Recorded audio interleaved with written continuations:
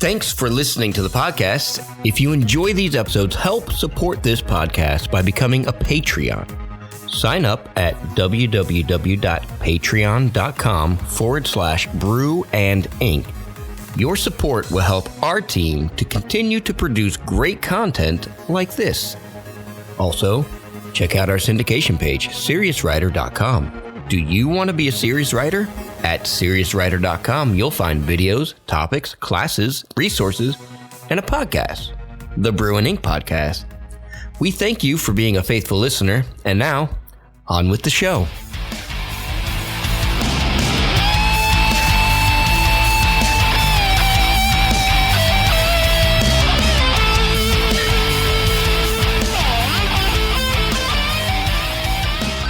Welcome everyone back to another Brew and Ink episode. This is an Interbrew episode, and we're here with a very special guest, a returning guest, Miss Sharon Hinck. And how are you tonight, Sharon? I am doing great, and it's good to be here. It's so fun to see you again. Yes, I know. It's good to see you too. Even if it's digital, like Zoom has opened a lot of doors that makes things easier. I know last time we did this, it was like Skype, and it was still kind of wonky back then, like pre-2020, but now online connectivity is the way to go. But we saw each other back in July for Realm Makers, which was great. How did that go for you?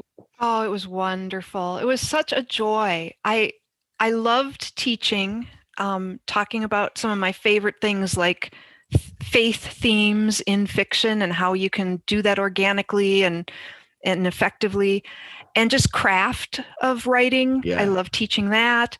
But there were times when I was speaking, thinking, I just had that feeling that comes over you of, I was put on earth to be doing this. This is moments.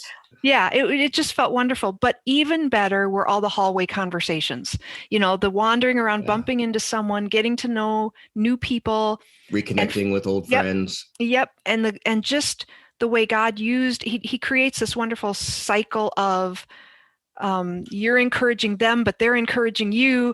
And it's amazing how he does that. And it was wonderful. I came home so inspired. I had set aside my novel I was writing and didn't even know if I could ever go back to it because I had my mom's death and a lot of grief and loss.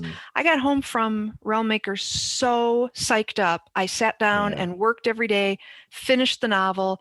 I've just finished some substantive edits on it. And it's set to release in about a year. And I'm so excited. It's awesome. A really good one. So Realm Makers was rejuvenating. Wonderful. It was, exactly. Yeah. Filled the well. Oh yeah. And what are we drinking tonight? My brew of choice for the evening is a lemon ginger tea because I have kids in school.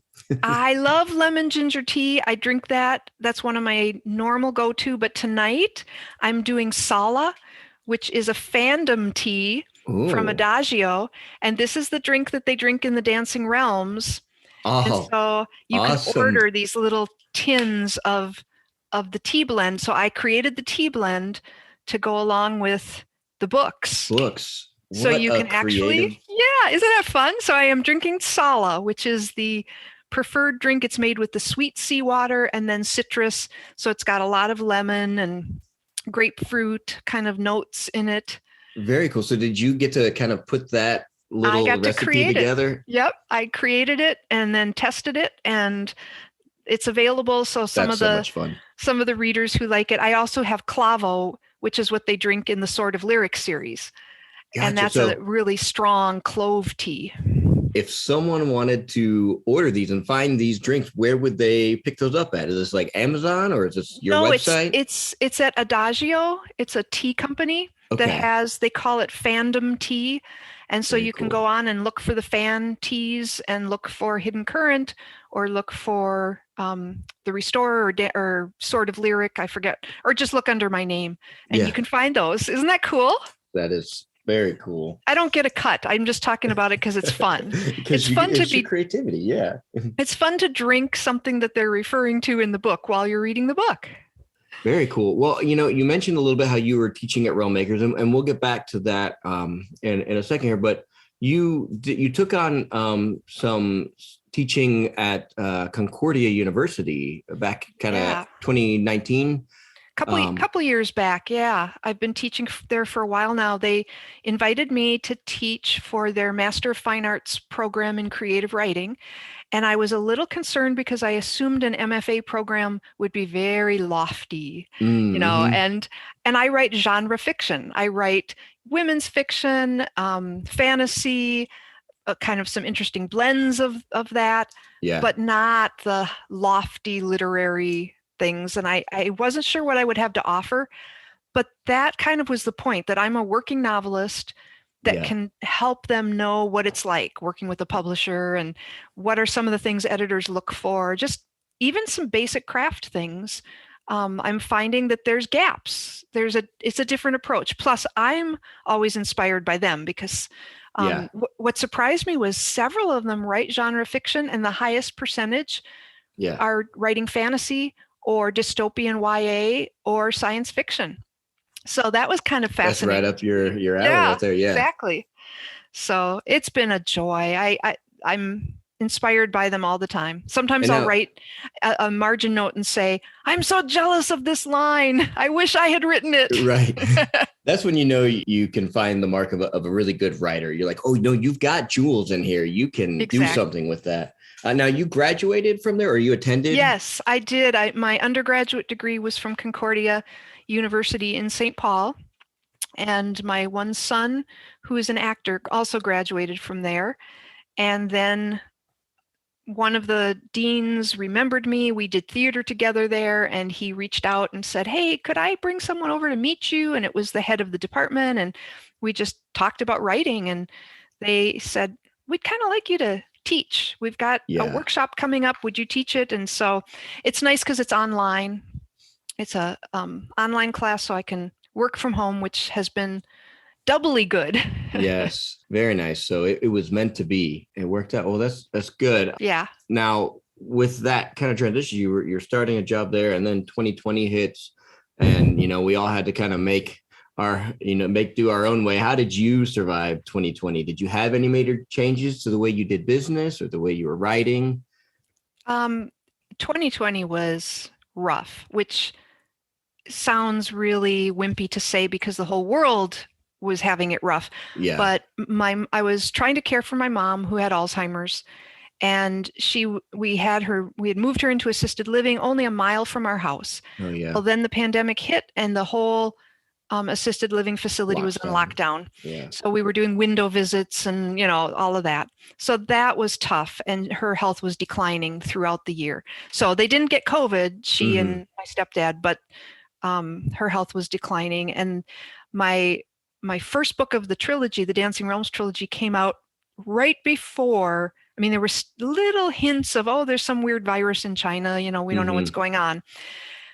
So I did an open house and had like a book launch party when Hidden Current released. But then the other two books in the series released during 2020 and like early 2021. So I basically had a whole series released during a pandemic. Wow. So no book signings, no going to bookstores and doing events. None of the fun stuff afterwards. Yeah. No parties, no having people over. And so that was different. But it ended up, as I said, there was a lot going on in my personal life. I probably would have had to not do a lot of marketing and book signings and all of that anyway, because then last spring. It almost gave you the freedom to focus in on being local and being around. And I did start writing a new book. So the Dream of Kings, which will come out in about a year, is my pandemic book, I guess. I started it. And then when Mom had a stroke and I was caring for her and she was in hospice, I set everything aside. This is how dumb I was. I brought my laptop over to care for her. We had a hospital bed set up in their apartment, and I was there all day. And I thought, while she's resting, I'll work on my novel. Mm-hmm. Well, I quickly learned that life can be a lot more important than working on a novel. And I couldn't focus on that during that time. So I set it aside for several months, and then just grief slowed me down big time. I said to Ted, probably a month or two after the funeral, because then we had to help my stepdad move out and go through all of mom's stuff really quickly, which was hard. And I said, I don't want to teach anymore. I don't want to write anymore. I don't want to edit anymore. I just want to retire. Yeah. And he said, well, maybe don't make any decisions until a year has gone by. Right. And that was so wise, because I was already feeling better after Realm Makers this summer. And then this fall, my next MFA class started. I was working on some revisions on Dream of Kings. I was doing edits for people. And I was like, I'm enjoying all this. Yeah. I like being a writer. I like editing. I like teaching. And I thought, oh, that's a good sign that the grief is starting to heal a little bit. Yeah. And so, but we got through it. My husband was able to work from home. Our daughter worked at the Escape Game corporate headquarters in Nashville. And so she got laid off pretty early in the pandemic because for some reason people didn't want to be locked in a room with a bunch of strangers during a pandemic. Yeah. Well, you are actually, funny enough that you bring that up. My friends and I had been working for about a year to 6 months on starting our own business, which was going to be an escape room.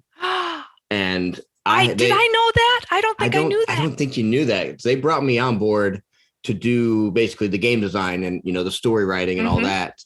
And we had everything laid out. Last thing we needed was financing. And we finally found a bank that worked with us the way we wanted to work. And we were signing papers in, we incorporated at the end of 2019 and started signing papers February 2020. And luckily we were slowed down enough in our, figuring things out that March comes and we go, maybe this is not the business we want to open at the moment. Yes. And it all worked out. Yeah. Yeah. When Jenny got laid off, we invited her to move home with us. We have a spare bedroom downstairs. And so she moved in. She found a job pretty quickly that she could do from home. So we had my husband and me and Jenny all working from home in our house. And then lunchtime, we would watch episodes of Top Chef while we ate lunch and hang together. And then when my mom was getting sicker, it was so lovely having Jenny there. She would call and say, do you guys want some cheeseburgers? I'll bring over some food when we were caring for mom. Yeah. So it was such a gift having one of my little birds back in the nest. Yeah. Yeah, little special moments like that. I know a lot of people got to experience those. It was kind of like the other side of the coin. Like, yes, there was a lot of grief and a lot of stress that was happening. But at the same time, I think people got to experience life in a way that they might not have even realized was possible for them. Yeah. And kind of freed up some people in a lot of ways, too, just to be more family centered. Yep. And then speaking of family, that I think that kind of brings us back to Realm Makers. We're both Realmies. You've been in it a lot longer than I have, but every time I go, I feel like I make new friends that are good connections, and I reacquaint with other people. But this year was really good, and the keynote speaker Frank Peretti was amazing. His keynotes were powerful, but like all of the teachings are really good, no matter which session you went into. And of course I had to take one of your sessions, but I know Britt's daughter went to a couple of them, if I remember correctly. And I just really like the way you do your sessions. And I don't know if you do it in every session or if it's just every session I've been to, you do it, but you always have like a hands-on approach where that's because teaching. I'm lazy. I don't want to have to talk the entire time. You're a good teacher. And the application is the best way to learn, especially under pressure like that, where you're like, okay, here's the thing. This is how you do it.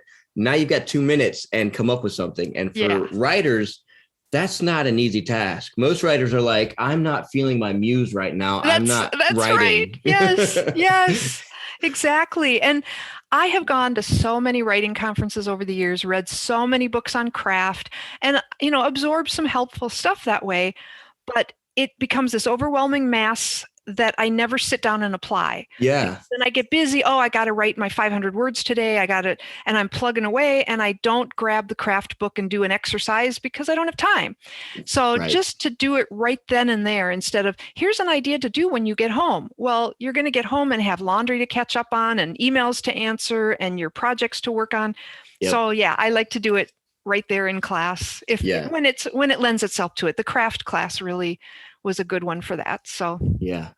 And I already had an opportunity to sort of help some other aspiring writers along the way that have, come to me and said, hey, will you help me with this part of my book? I'm trying to write a foreword or, a prologue, and they've got a good concept or idea. And then I'm like, okay, now you can break down this monologue into dialogue and use some action tags and like things that I had just heard you talk about not even a month ago. So that's so cool.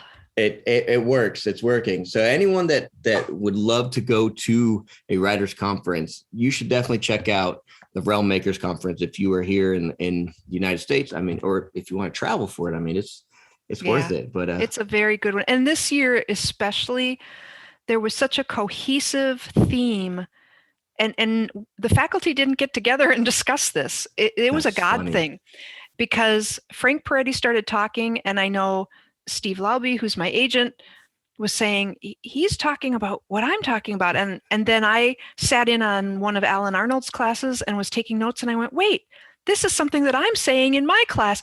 We were all so focused on really seeking to follow Christ as writers, putting that first, that our identity isn't I'm a writer, but our identity is a child of God, and letting him guide the whole path of what to write, where to write, who to write for, what, just the whole adventure of writing. Yeah. And it's a different focus. And that would just permeated the entire conference. Yeah, it really did. And it's amazing that there was just, God had woven that through line through there. That was super cool. It was really good. Was there anything else that kind of stood out to you from this past Realm Makers that was maybe unique from any of the previous years? Or, I mean, so this year was new that they had all the online guests. Right. So I was nervous about how to, and I was doing PowerPoint, which I am not very technically savvy. So that had me stressed out to the max, and it worked. Everything worked, and it helped me because I had it in front of me on my laptop, each slide, and then I had my little notes, and I enjoyed that. So I am now sold on PowerPoint and using it for presentations. So that was new for me, but I tried to remember that there were online viewers, and that people later would also be able to, after the conference was over, were able to like purchase a class and pop in and watch it or whatever. So I tried to keep including, and you guys at home. Yep. That was a unique experience. And I like that they're going to be able to keep offering that, because that makes just one more level of availability, affordability for people that maybe can't travel. Now they can come in, and they were doing a great job of taking questions from the online crowd, and they were paying attention because they were asking good questions too. Yeah, that was really fun. Yeah, so that gets me excited, because I know I can't travel away from my family every year. I got to give them some years in between, but now I think I can at least tune in online and all that. Well, let's dive into your most recent series that you were talking about. You put it out, you said early 2020. Yep. Yeah. And then the first one came out early, and then the next one was in fall of 2020, and then like January-ish or February-ish of 2021. We talked about it in like 2018. And you're like, I'm really excited about this new series I'm started. And then next thing I know, I turn around and you've already got like the series out. And I'm like, when did this all happen? Well, okay, here's the thing. My agent is very compassionate and considerate, and knows that I have some health issues that are really challenging. So he likes it if I can get like books done before we get into the whole merry-go-round of releasing them. Yeah. So with a series, I had already finished. I'm thinking I had finished all 3 before the first one released, or at least I was in the final stages of the 3rd book. Yeah. Which is also nice, because then if I change something in the, something happens in the 3rd book, and I go, "Ooh, I need to plant that better in the first book," I can go back because it hasn't been published yet. Right. So that's why it seemed like, whoa, she's just cranking these books out. But I had worked on all 3 of them over the course of several years, and then they all released within the pandemic. Yeah. Well, so let's be clear. The name of this series is The Dancing Realms. Yep, and The Dancing Realms. 3 books. Is it just going to be a trilogy? Yep, that's all. Yeah. So 3 books, and give us like a good 60 seconds or however long it takes you. But yeah, like a good summary teaser of what you would describe the series to be about. Okay. The first book is called Hidden Current, and it's about a dancer who wants to be part of the Order. And the Order is this mysterious and powerful organization that kind of runs the world. And they train these dancers to be perfect, and only the most perfect they live in this tower, and they spend their whole lives there. Only the best get chosen to be dancers of the Order. And those dancers perform in the center ground of this floating island world, and their steps, their movements actually control the direction of the world and different things that are happening on the world. And she's so excited to finally be ready to audition, have her final audition, but she begins to uncover some secrets, that all is not what it seems in the Order. And, yeah, exactly. And she, I guess, minor spoiler, because this happens pretty early on, she escapes with a kind of renegade guy who was there to rescue his niece, and they go escaping, and then more adventures ensue. And when you say she, is this the main character? Yes, her name is, well, I did a dumb thing. Her name is Kalara as the book starts, but that was a name given to her by the Order. And later in the book, she discovers her true name, which is Karya. However, because of back cover copy of the second book, which calls her Karya, people are really confused. Like, what's this character's name? I thought it was Kalara. And that was her name in the first chapter. And then she finds her real name in the rest of the books. And that was dumb because it just caused confusion. But I thought it was just this cool, God knows our name, and her real identity gets uncovered. And it just caused confusion. But that's one of those, sometimes one of those things where they're like, you have to kill your darling. She's like, no, I really want to do this thing. This is why I planned this whole story. Like, no, but it's confusing. Nope. Oh, nope.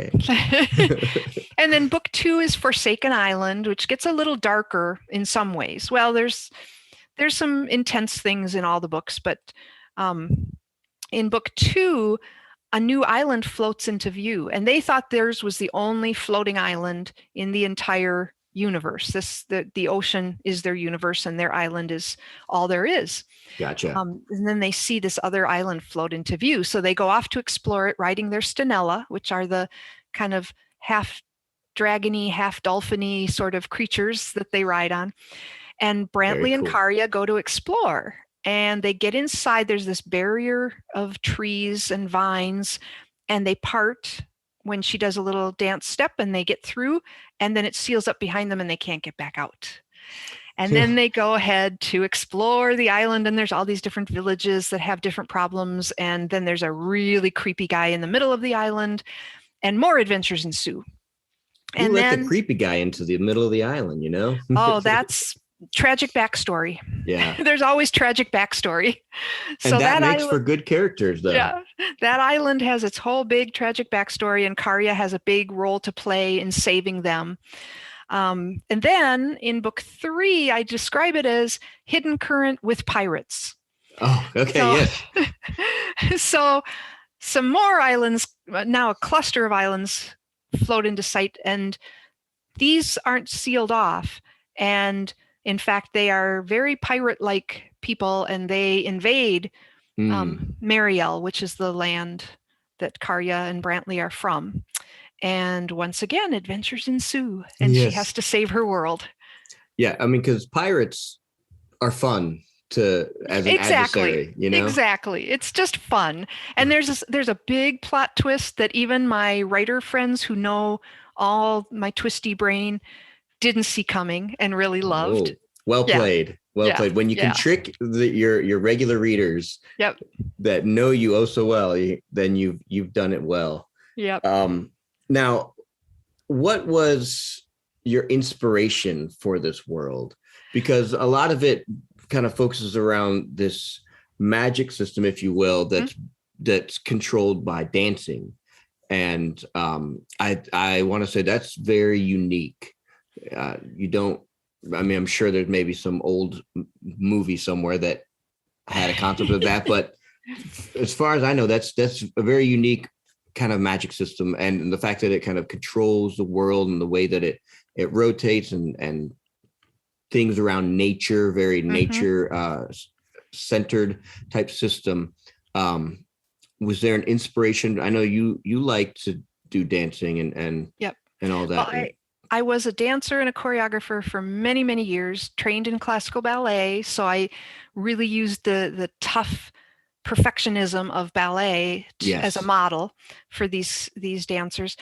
So my background in dance, my agent had suggested it, and I had resisted writing anything related to dance because I love it so much. I was afraid I would just write about dance and bore people who don't want to read about dance. So I wasn't sure I could balance it. But then as I started thinking about it, what if the dancers aren't all good? And what if, anyway, my background in dance was a huge part of the inspiration. It's a weird mashup. And it's interesting because I listened to a talk by Jill Williamson recently. And she talked about mashing up different things to create your new story. And I thought, that's what I do. I didn't even realize that was a good thing, but that's what I do. I had been researching cults because they fascinate me, how people get into cults. Right. And then when I developed the order, it was very much based on some specific cults. And just the way of brainwashing and the way of thinking and the control and all that goes into it. So my research on cults, my background in dance, my love of Paralandra, which is the C.S. Lewis book with islands. I borrowed the floating island, and I credit him in the back of the book because, of course, anyone who's read Paralandra will go, hey, she didn't think of that herself. It's true. I totally was inspired by that because the floating island is a beautiful symbol for, do we try to control our own path, or do we allow God to send us on his currents where he wants us to go? And that's kind of the theme throughout the book too, is the legalism versus freedom, grace versus law, human effort. There's a lot of lines where the people in the order have these sayings, that we create our reality through our own mind, and what we choose to create, we can make happen, and very human powered, human is idle sort of thinking. And so I kind of challenged that. And then one other inspiration was the story where Josiah is king in Israel, in Judah, and starts repairing the temple. And Hilkiah, the high priest, finds the books of the law. And it's a tiny verse, but that's so potent. It's like thrilling that they found it, and heartbreaking that they had lost and neglected it for so long. Yeah. So I used that concept too in the story, where the entire island, almost everyone has forgotten that there ever was a maker. And so everything is now run by the order and by humans, very, very flawed humans. And so I mushed all of that together, and that was all that inspired the story. Very cool. And I think it works well. Like the way that you're describing kind of the floating islands and all that, like I didn't immediately pick up, but as soon as you mentioned Paralandra, I was like, oh yeah, it was a lot like that. So it's different enough. And that's what we all do as writers. We're taking a couple different concepts of things that we know or we're familiar with or we like, and then we mash it together. And if you mash it correctly, then it becomes its own thing. And I think you've done that here with this story, because it's just so unique within the entirety of it. Like, even though you're saying, okay, I pulled from here and I pulled from here, pulled from here, it created its own unique thing. It forms something completely new. Yeah. And I love, I'm not the typical fantasy writer who creates a language and maps and geography and history of all the different nations and politics and everything before I sit down to write. I just start telling a story, and I start following a character. And then as she encounters things, I stop and go, oh, what is that creature that just ran by? Right. And then I come up with a name for it, and then I design it. And I really do a lot of the world building on the fly, which probably is not the right way to do it. I tend to do everything my own way, but That I find that's how I kind of do it a lot too. I get a concept and then I know where I kind of want to do with that concept. Mm-hmm. And then I start feeding that or then I say, okay, who is a character that is within this concept, or how is he dealing with this? And then you just kind of watch it through the eyes of that character. Yep. And okay, well, the setting starts here and I know it could get to here, but you're just kind of following the trail of that, your main character, or maybe absolutely. When I started writing Hidden Current, I hadn't conceived of the Stenella. And when Brantley talked about being a herder, and she assumed that he herded sheep or cows or something on the island, they get to the shoreline and he's like whistling and signaling, and I'm like, what is he doing? And then the Stenella swims up and I go, oh, he herds fish. He rides standing on the back of his Stenella, and they go out and they herd fish and bring them toward the shore, and then the Stenella tosses them onto the shore. And that was so fun. So I love when my story surprises me as things unfold.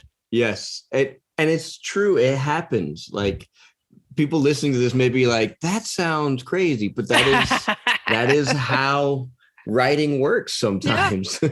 Yeah. And it's so much more fun when you have that freedom to, just let it unfold. And who would you say is your favorite character to write from this story? Did you have one? This series, I really identified a lot with Karya because she was a dancer.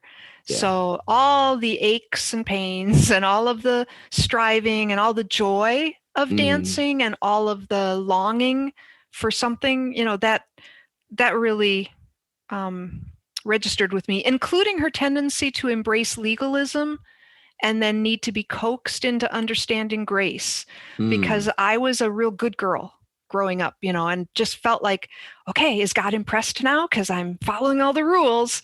And to realize that it's not about my faith being good enough or my actions being good enough. It's about God's love being big enough and how much he loves me, and the relationship between human and their maker, instead of rules and formulas and patterns.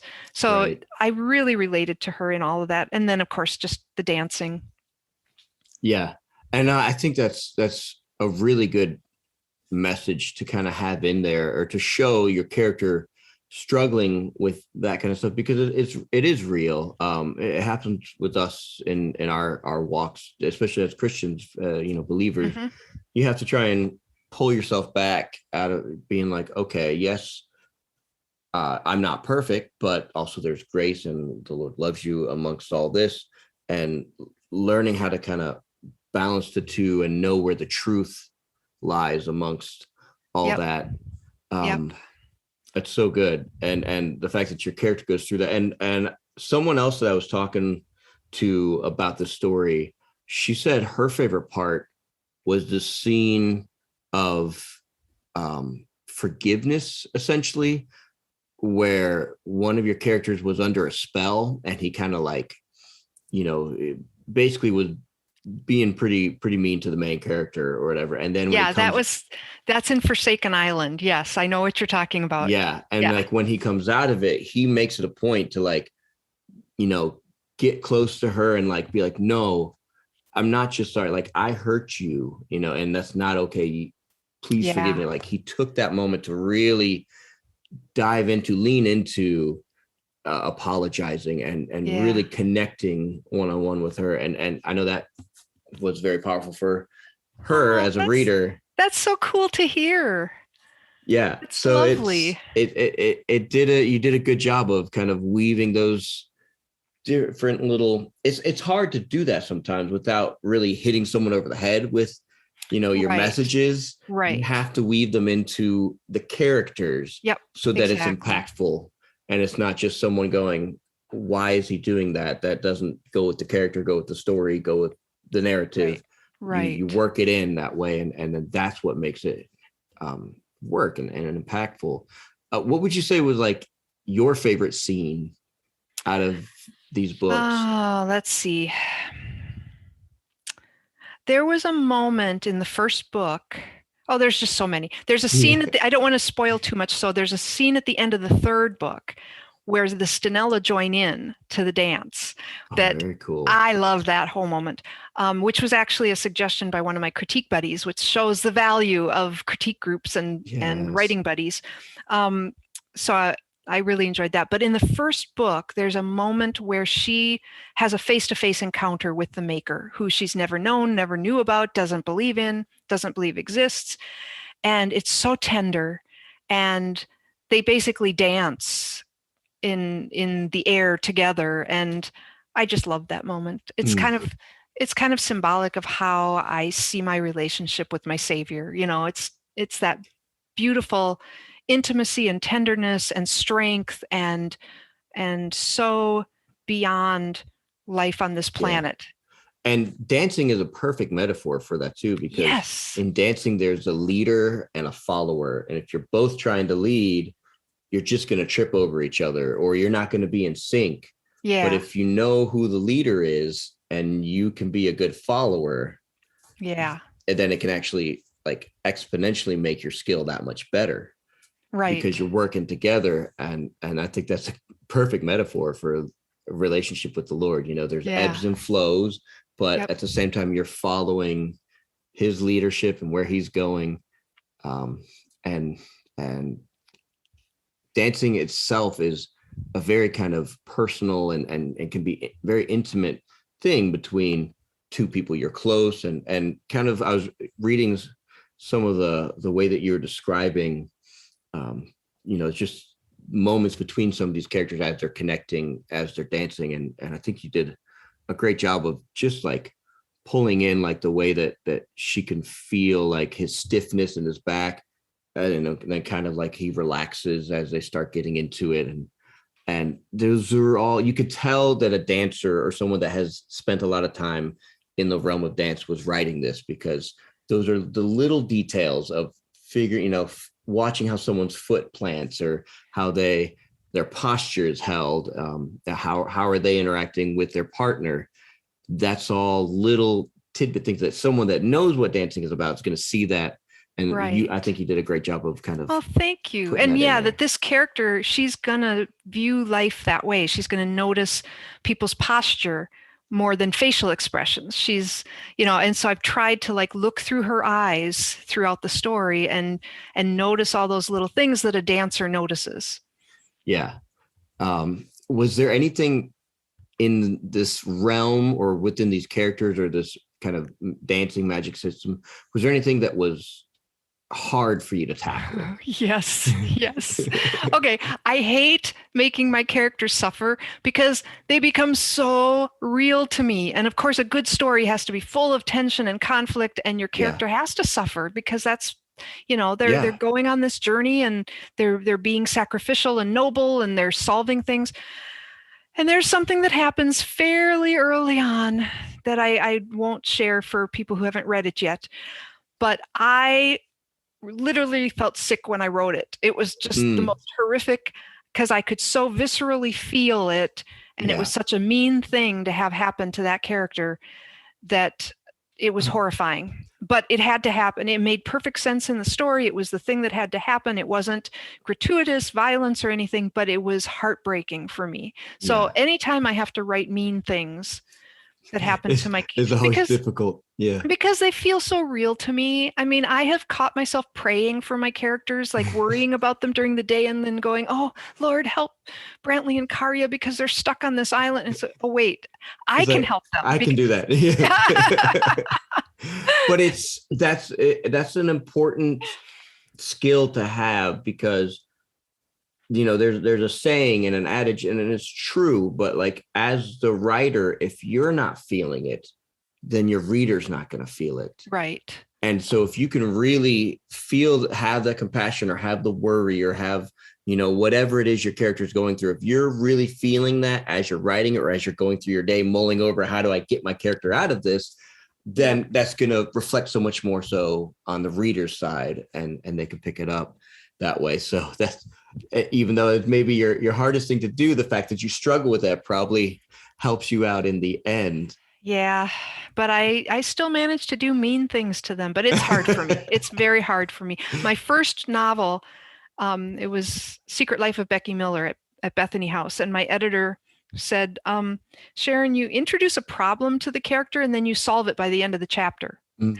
And you do that over and over. Like you won't let her suffer more than one chapter before solving it, and then introduce a new thing, but you don't let any problems linger, and they need to stretch out. They need to have, there needs to be an arc to this. And I was like, Yeah. oh no, but I don't think I can let her suffer that long. You're like, I didn't think through that much of the pain and suffering. I Yeah. only had this little snippet. Yeah. So that was a good lesson for me to learn that just like in life, some of our trials aren't solved by the end of 10 pages. Yeah. Well, it's like the serialized TV show problem is like, Yep. every problem that they have is usually wrapped up by the end, Yep. usually with like sitcoms and things like that. But like it all Yep. works out nicely by the end of that 30 minutes. How convenient. Yep. Yeah, exactly.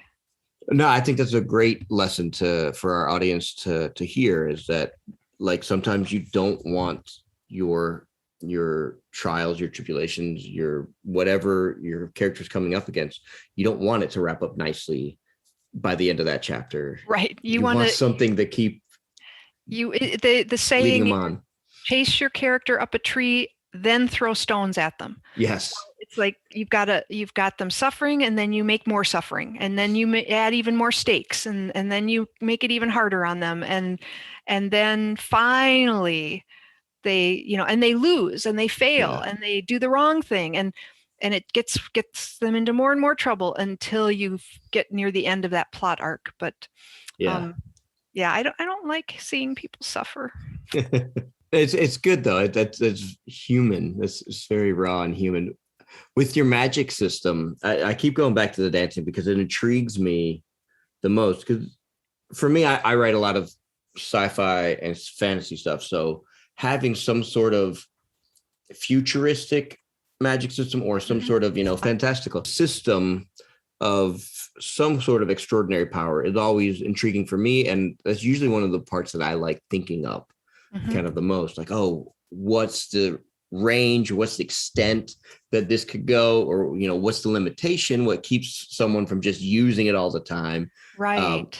Did you have anything with your dancing that you thought was like, oh man, this was a brilliant little like way for me to solve this problem through the dancing, or a way that you kind of kept it, like when she went through the vines and then she couldn't get back out, like, oh, maybe it's a different type of dancing I got to learn before we can get out of here. It's less controllable magic and more, well, although they can control some things, like she definitely used what she had learned. The different patterns could, for example, change weather. So when they're being chased by some soldiers on horseback, she dances up mist and fog to hide them as they're escaping. Yes. So there's ways throughout where she was using the patterns that work in that world to create and make certain things happen, but it doesn't always work the way she wants. And I think that's another good analogy in our faith walk, that we think, oh, we've got the formula now. We pray this certain way and say the words this way, and then it's all going to happen the way we want. Yeah. And yes, God answers prayer. I firmly believe that. And he often does it in miraculous and wonderful ways. But sometimes we pray and it doesn't happen the way we want, and we don't understand why. And that's where we trust God's love is big enough and he's doing something we don't understand right now. And that's okay, because we're just, living in his love. So I had times where she definitely could take advantage of her training and the magic of these dance patterns. And then actually kind of a showdown, which my daughter said, ooh, dance battle. Yes. But the order, of course, is not happy with her finding new freedom and finding the maker's letter, which has been lost, and bringing this truth to all of the villages. And they're not happy about it. And so there's going to be some conflict. And so, dance became a way of waging war, in a sense. Dance battle. Dance battle. I really like that about the first Guardians of the Galaxy. They ended it with the dance off. Yes. So did you have it kind of figured out in your head where her power level, if you can attribute it that way, was going to be, or how she was going to kind of grow throughout this magic system, like learning things throughout the way? Or did you just kind of like go, you know what, it's just a free for all, like as long as she knows these patterns, she's going to figure stuff out along the way? Or did you have it kind of a scaled system already in mind? I probably didn't have very much figured out, because that's just, like I said, I kind of explore. Yeah. But once I got the story up and running and understood the order, and understood the rimmers, who are the people who live on the shore, and understood what dance had been meant to be by the maker, how he had given them the gift of dance, and then how it had been misused and twisted, then there's things that stay, you can make up any rules you want as long as you then stay within those rules that you've made up. Yeah. So I tried to do that. And then of course there's twists on it when they go to other worlds, because things work a little differently. And the things that she tries to do, she's able, a storm is coming and she does a dance and pushes the storm away and protects the people of the island, which they're all oblivious. And which is very, that was a really key scene for me. It's just a little moment, but she feels so exhausted, and it's taken a lot out of her for various reasons that when you've read the first book. So she does this, she's saving the people. They're completely oblivious. They're going about their lives, and nobody even realizes what she's sacrificed. And that's really painful to her. And that was drawn from just some experiences in my life of suffering, and when you feel like you're not seen. And so anyway, that was just one little moment where she did use the dance with the formulas that work, but then trying to get out through the vines didn't work until the maker's timing, when the timing was right. And she never knew when that would be, which again is the reality, that we don't know when God's answer that we want will come. Right. Yeah. And it's all about abiding, as they say, abide in the vine. I was talking to my husband about this, that just some new challenges that have come up. And I said, I love playing Zelda Breath of the Wild. It's like my favorite. And you once you solve certain things and do certain things, a new section of the map opens up. And I said, I feel like my faith life, I felt like I was getting really good at trusting God in certain areas, in parenting or in marriage or in my writing life or in, and then this new area of the map opens up, and it's like God is beckoning me and saying, okay, we're going to start practicing trust in a whole new area, which means a whole new trial, challenge, issue. And I'm like, I thought I was really good at trusting God, but now I realize I'm not so good at trusting him in this area. In this context. And now I get to practice and as this new area of the map opens up. So that's been my spiritual journey lately. No, I love that analogy there, because I'm a huge Zelda fan, and Breath of the Wild, even though it's so far different from the other Zelda games, it's so good. It's so good. And it spoiled me. It spoiled me for everything else. I'm waiting for the next one. And it was we got a Switch just because I wanted to be ready, because we had a Wii and it wasn't going to come out on the Wii. So we got a Switch so that I'd be ready. And now it didn't come out. And now they're talking sometime in 2022, I think. You have plenty of time to play, that Breath of the Wild and the expansion on your Switch now. I've done it. I've done it twice, all the way through. I've almost found every Korok seed. Oh, wow. I love that game. Yes. No, it's funny because my best friend and his 4-year-old daughter, that was their bonding time, was their going through there, and she loved it. And then my brother and my niece, it was the same thing with them. They were having bonding through that. And me and my son as well, but they've done a lot more because as writers and stuff, we like to keep ourselves busy and don't get as much time to game these days anymore. Yeah. But I wanted to get back to that analogy that you were talking about, because it really is so true. Like, in the game, you'll get something like a fire arrow or whatever, and you're like, oh, I've mastered this. And then you go into a temple and the shrine, and the shrine will now have, taking that concept of the fire arrow, and now you've got to do it in like 3 different ways that you weren't doing it before. And it's like almost like a quick little, like, here's a quiz, here's a test to take you to that next level of thinking. What more can I do with this? And I think that's kind of what we're doing as writers, as we're going through and we're writing our story. We get our characters to a point where we've established, okay, they can do A, B, and C. They can do these 3 things. Now we're going to put them in a totally different, out of their comfort zone or a different world or whatever. And now what can they do with A, B, and C or what doesn't work, when they try to do it just how they've normally known it or practice it, and how can they now get more creative with it? I'm sure that made a lot of sense to me and you. Who knows if you guys, our listeners, have played Legend of Zelda and are writers, they know exactly what we're talking about. That's right. What were some of the, like, just through lines or messages that you wanted to have, kind of the themes in this series? I'm sure each book kind of had a different one.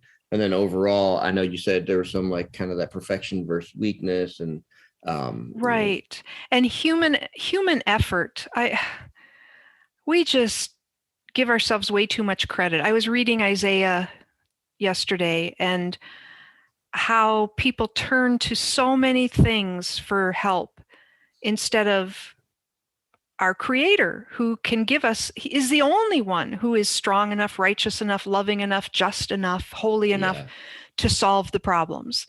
And so that kind of carried throughout. And in the 3rd book, I remember especially having her think, kind of what you described with the video game.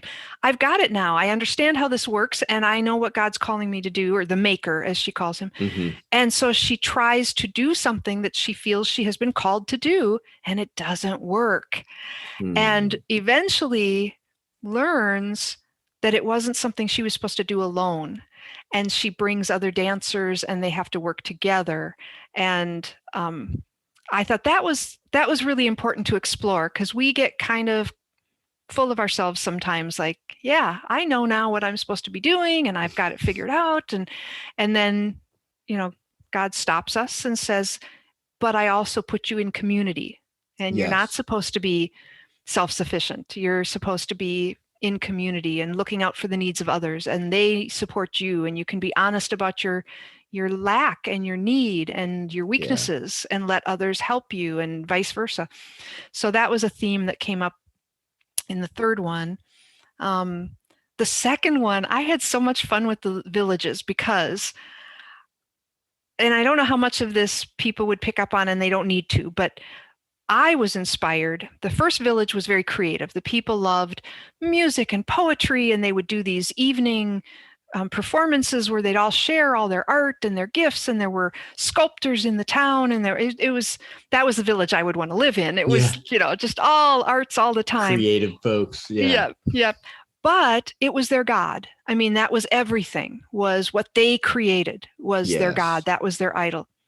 So that was interesting to explore as an artist, and kind of confront myself with, how am I like this? And then there was a village that was very competitive and athletic, and they were doing sparring, and they were having contests and races. And to me, and this is kind of, I'm not, other than the Olympics, which I love, I'm just not into a lot of sports. I don't understand being obsessed about watching football or baseball or whatever. And so this town was kind of my way to just poke a little bit at that obsession in that realm. Yeah. And then there's another village that's all technology. It's like they create these things that are just busy work and actually make life harder, but they think that they've created all these clever things. Mm-hmm. And that was fun too. I loved just thinking through, okay, on this island with the types of resources they have, what would they build and what would they make and how would it disrupt their life rather than make it better? And why would they think it's making it better? Which of course, parallels our modern. I was going to say, you didn't have to look very far for a reality that does exactly. that. It was very close to reality.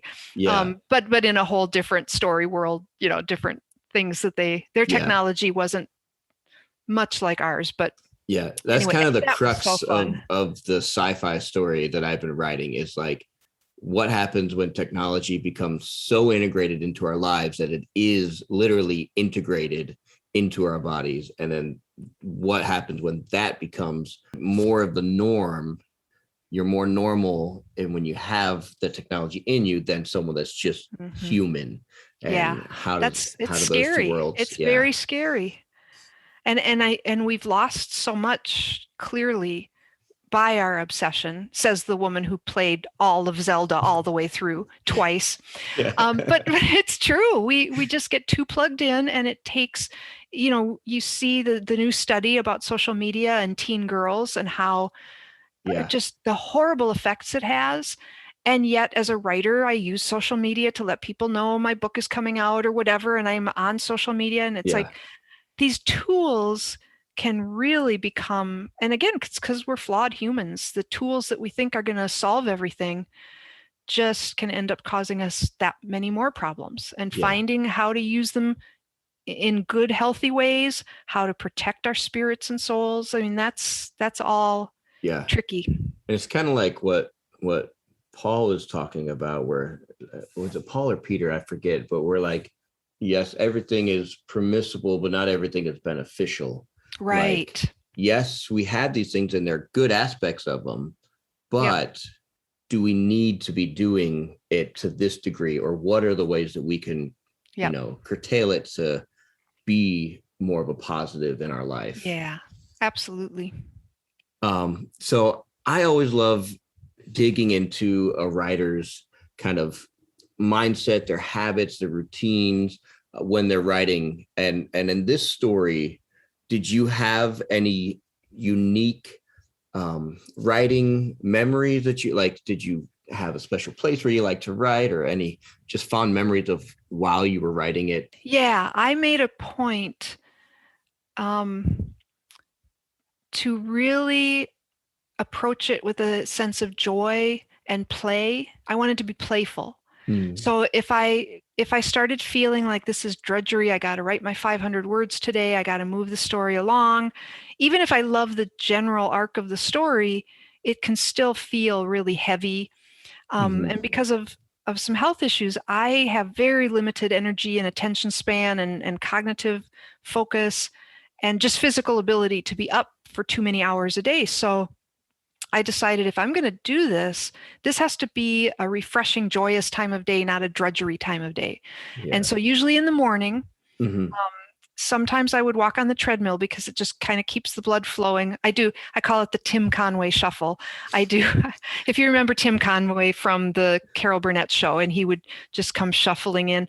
Anyway, I walk really slow, but I have my laptop there and I would write. But I just tried to have fun with the whole notion of dance. Because I no longer can dance, it was one of those freeing, lovely, I can do it virtually, I can do it in my imagination, I can enter this world, I can ride on a stanella in the ocean, I can, all those things that happen. So that made it. Writing is still hard. I'm not going to say it was like it flowed or anything, but it just made the whole experience of all three of those books, because it took time and little bits at a time, and I wasn't quite sure how it would flow. I was really scared about the first book because I know you were going to ask about comparing this to the Sword of Lyric series. I thought the people who love that series really love that series, which is great. I do too. I just love those characters so much. I would like to live in that world. But that scared me. Like, will they just totally hate a new story world and new characters? And it's like, where is Susan and where's Mark and where's Kieran and Tristan? So it really scared me. Then also because I was kind of doing stop and start writing because of health interruptions, Mm-hmm. I thought, oh, the book is going to feel really choppy. You're going to feel the weight of how hard it was for me to put words on the page. And so it was really scary, and it was delightful that when the book came out, people embraced it. And I've heard from a lot of people who like it better than the first series. And then I've others who love the first series and they say Kieran is still my favorite character ever, but I kind of like Brantley too. Yeah. And they did embrace the whole next series, which meant the world to me. So that's great. That's great that there's positive, feedback. That's because as a writer, that's really all you need just to keep going is like a little bit of positive feedback. And you're like, okay, good. There's someone out there that's connecting with the way I am. Somebody on Instagram posted today that I saw a list of books that haunt them. And Forsaken Island was one of them. And I was like, oh, that's kind of cool that after reading it, the book stayed with them and haunted them. And I loved hearing that. Yeah. So you mentioned, you kind of had these apprehensions about getting into this book and you had to do a lot of start and stop. Did you change anything about your writing habits or the way that you were approaching writing that helped you kind of overcome those issues? I had to adjust when I was writing the sort of lyric series. I was like blitz writing every spare second. I would grab a notebook and write. I'd be up late at night writing. I would write, I had energy. Yes, absolutely. And so this one, I had to work with what I had as far as the physical and mental resources. So it would usually be first thing in the morning. Hubby and I would have our morning tea for me. He always brings me my tea, and then That's devotions. Sweet. And then he would start to work and I would sit in my comfy chair with my laptop, or I'd walk on the treadmill if I was feeling strong enough to do that, and work until I had done at least 500 words. And I had to set those goals just so I could see that I was making progress. I never or very rarely got lost in the story and just wrote and wrote and wrote and then went, whoa, I just wrote 3,000 words. Right. It didn't happen because I used to be able to, but now physically can't. So, and then when my brain would start locking up and I couldn't find words anymore, it would be, okay, I'm done for the day, which was frustrating because a lot of my friends can crank out books really fast. And I had to just go with what I had, but somehow all 3 books got done. I mean, it took a couple years, but they were done. You did. I mean, and it's important. Like we all fall trap to, the lie of comparison. Yeah. We look at someone else, go, man, look how much further they went. They did, in 6 months, they've done this. And we have to know just who we are and what our path is and what our calling is. And yes, we may be stuck somewhere for a while, especially as writers. You may just get fixated on something or for some reason it's just not coming to you. And you're like, I know this is going somewhere, but we have to live in that reality of like, okay, where am I at? What is my journey? And as long as I'm still plugging away and being faithful to whatever amount I have, whether it's little or a lot, exactly. That's the more important part. Yeah. Using whatever God put in our day. When I wake up in the morning, it's like, okay, Lord, I am here. I thank you for the gift of life. Now, where can you use me today? And it might be just laying in bed, praying for someone, or not even being able to do that. And there are those days. And he loves me anyway. And then there are days that I'm able to work and chat and teach and whatever. And that's great too. And I wish to do more of it always. But the thing is, even when I was healthy, I wanted to do more than I was doing. Right. So whatever spot you're at in your function, you always want more. It's the same with financial stuff. People say, oh, if I only had this much, but then there's always, oh, I want a little more and a little more. Yeah. Yeah. So that's one of the areas of the map I've gotten better at, I think, is accepting and trusting God's plan for me and my writing path that is not what I had envisioned, not what a lot of my friends are doing, as far as success and fast writing and production and but I am getting stories on paper, and then to be able to get back to Dream of Kings, my new epic standalone fantasy. Oh, yes. That was so exciting for me to like finish up Dancing Realms, have it all release, and say, okay, do I have another story in me? And I started to play, and lo and behold, there was a story, and it turned out really cool. Excellent. Yes. So that's what we have to look forward to. My next question was going to be, what is God doing in your life these days? And obviously that's one thing, because you've got another download of a new story, and that's always exciting. Yeah. And I think a big theme in the past 6 months has been healing from grief. And I talk with a bereavement counselor once a month, because this loss, I've had a lot of losses. Many of us have had a lot of losses this past year and a half. Yeah. But I lost my father when I was pretty young, and my grandmother, who I was super, super close to. Those were significant losses. Several friends that were peers of mine over the years that I've lost. But this one hit me the hardest because Mom and I were, I would call her every day.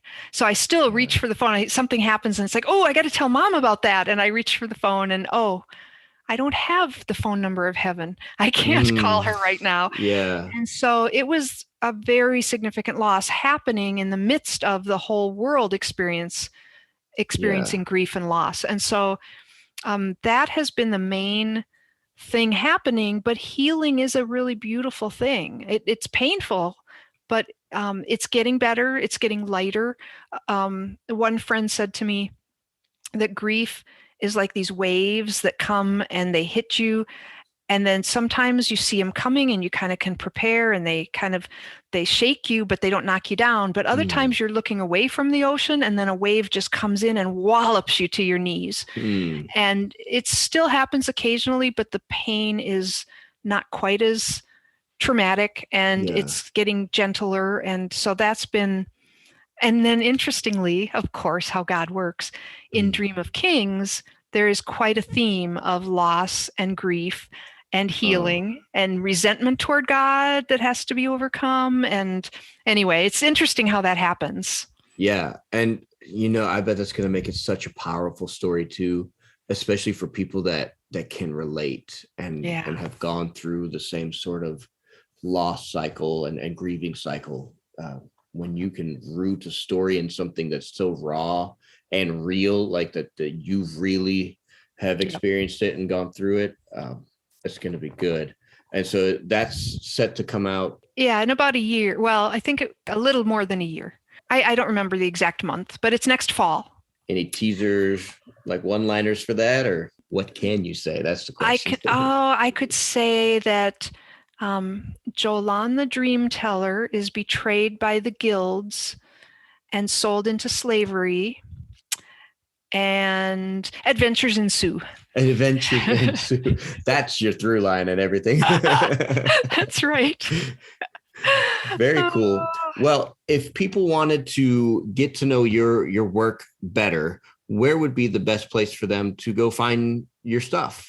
I have a website, SharonHinck.com. So I love for people to browse. There's audio clips and videos and extras from all the books, like the Sword of Lyric series. There's a bunch of fun extra scenes and different things you can find digging around on my website. Very cool. And I love I'm so grateful when people go to a bookstore and they look for my books, and if they're not on the shelf, then they go and say, could you order this book for me? Which is great, because sometimes then the bookstore will order a few copies for their shelf. It's like, oh, someone's interested in this. So of course they're at libraries too, and but it's always nice if you go into a store and get those stores interested about getting the books. Bookstores are not dead, people. Go to bookstores. Yes, please. I stopped in at Barnes & Noble at the Mall of America, and I brought them a copy of Hidden Current in paperback, because the paperbacks have now come out, because they all released first in hardcover, and now the paperbacks have released, except for the third one, which is coming out pretty soon in paperback. And then I can share that Enclave has struck a deal with Oasis Audio and will be making audiobooks of all their titles, including the Sword of Lyrics series and the Hidden Current, Forsaken Island, Windward Shore books. It's going to take a while because they're going to do the whole backlist, which is a lot of books. How exciting. So yes, that is big news that I have found out about and was like dancing around the house and then had to like zip my lips until it was formally announced. So that's great. I can't tell you, like, the way that I consume most of my stories nowadays are through audiobooks. Me too. And I kept having people ask me, and I said, that's all up to my publisher because the rights are his, that's on the contract. I don't get to just decide to record my books for myself or something. So I'm thrilled. And it may take some time before that they're all released because they're going to be doing all of them. But that to me is very exciting. And I have a Sharon Hinck's Dancing Realms Facebook group. If anybody's really excited about the story world, where people chat and share, fan art or talk or whatever. And then I do reader chats once a month. And if you're in the Dancing Realms group or else just email me or message me on Facebook or whatever, you can contact me through my website contact page.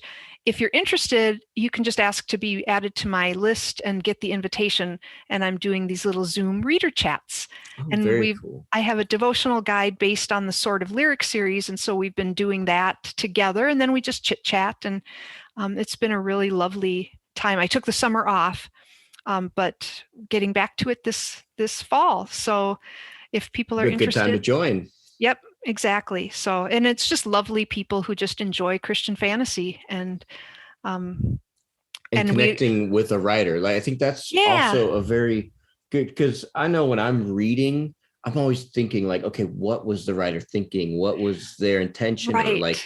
Or I'll read something and be like, that seems weird. I wonder if that was originally a different character or a different setup. Right. And I always want to dialogue with someone about that. Yeah. Yes. So it's so fun that they can ask questions about things and what made you do this and why did this character do that, and I can share. And sometimes it's just like, I don't know, they just did it. In Dream of Kings, all of a sudden Jolan, the character, looks at this bondsman of the king of Sabor, and his name is Kamor. And I went, oh no. I saw the look and I went, there's going to be a romantic entanglement, and I was not planning for it. And my characters, they looked at each other, and it was over. You guys you're like, no, stop that. Yes, we're not going there. Oh, I guess we're going there. And that was so fun, and it added so much to the story. So, yeah. That's very cool. Something else to look forward to for all your readers. And I would encourage anyone, if this is your first time kind of hearing about Sharon and her stories, she's got some great series out there, and you can keep yourself busy for the next year while you're waiting for this next series to come out as well, unless you're just like a really voracious reader, and then you may have to read through them a couple times. But the Sword of Lyrics series had 4 books. 4 books, yep. And then this one has 3, and then you have some of your older stuff as well. And then, of course, go on to her webpage and check out her Facebook pages, because a lot of interactivity there while you're waiting for the new stuff to come out. Yep. I definitely was weighing while I was writing Dream of Kings this past year and a half. I felt like I can either do social media and, marketing kinds of things, or I can put my energy into writing the next book. And I decided to put my energy into writing the next book. So I'm not as active as many authors are. And again, no comparisons here. It's just, that's my journey. Yeah. I do try to post like a little graphic or a little devotional thought or a little quote from a book. Every few days I'll post some little thing, and people interact. Sometimes, a lot of times it's just, there's so much noise out there. There's so many people doing, stuff that I'll just work on the next book. You do you got to prioritize. And I think you're doing a great job at it. Like you said, you can visit my website to see more about my books, and you can find them at Amazon, of course, Barnes and Noble, online, or the real stores. Go to the real stores. Yes. And also christianbook.com has been carrying the books. So, any place where you like to shop for books. If they don't have it, just tell them they ought to. Yes.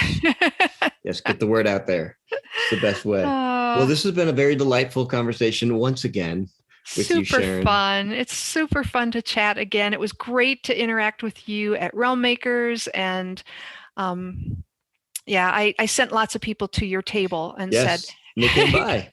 Good. I said, go sign up to talk with him and go visit with him. And it was so much fun. So blessings on your writing. Keep at it. Oh, thank you. Yes. Thank you. I need grapes. I have 2 young kids and they sap all my energy, but in a good way. I welcome the family time as much as I can. Right. So but it is a season of life that there's extra challenges. Every writer has some sort of challenge. And I wrote The Restorer with 4 kids. We had a family computer in the family room that everyone used. That was the only one. And the kids would be doing homework, playing a game, watching TV as I'm at the computer trying to get a scene written. Right. And it's craziness, but you can do it. It helps you check yourself, sometimes with the way that you... and ask your kids, because I did that, like at supper, I would say, okay, this is what Kieran and Tristan did today. What do you think is going to happen next? They'd throw out ideas, and then I would purposely do something that they hadn't suggested to, to just keep putting lots of twists in the plot of what wasn't anticipated. Yes. And we had our grandkids living with us while I was writing Forsaken Island. And I asked Kyrie, who was, I think, 7 at the time. At supper, I would ask her, okay, this is what I wrote today. What do you think is going to happen next? And what should happen? And she would tell me, and I used a few of her ideas. Why not? They're good ideas. Kids are creative. They are. My kids are like super, like, they just, one of them, my youngest, Aiden, he's really into the imaginative right now. Like, he'll just be walking around and just start singing lyrics to a song and like be in his world, like locked in and imaginative. So that's great. I don't begrudge. That was the word I was looking for. I don't begrudge my time with my kids. I just know I need to definitely spend more of my time with them now in the season that I'm in, because it happens quickly that they grow up. Yeah, it's so true. And writing, you'll have your time. Just like when I was caring for Mom, it was like, okay, writing can get set aside for a bit. I'll come back to it or not. But right now I need to be here for Mom, and when my kids were young, I needed to be there for them. And, did a lot of writing ideas for scenes in the margins of my church bulletin in the middle of the sermon. And people thought I was just taking these great sermon notes. And I was writing a scene from the book. You were writing your own messages that were going to be given to in the future. Exactly. Sharon, I really do. I appreciate your time. It was so fun spending here with me, and I know our listeners appreciate it as well. Good to be here. Thanks so much. So until next time, because I know there will be one, we like to say, raise a glass to inspiration and stay inspired, guys. All right. Thank you. You're welcome.